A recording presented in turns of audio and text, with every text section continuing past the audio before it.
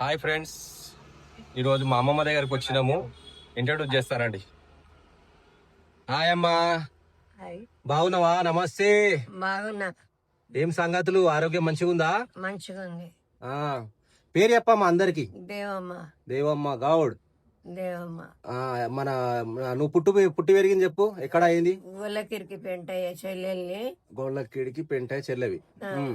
నాకు 6 బిడ్డలు. ఓకే. ఒక కొడుకు, రెండో బిడ్డ వచ్చింది. ఓ సూపర్. కొడుకు కూసుండు, కోడలు ఉన్నది, మన్మలు.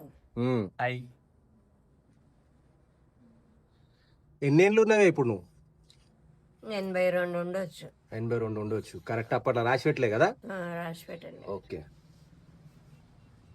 వేణుగోపాల్, మా వైఫ్ లత, 2 బాబులు నాకు.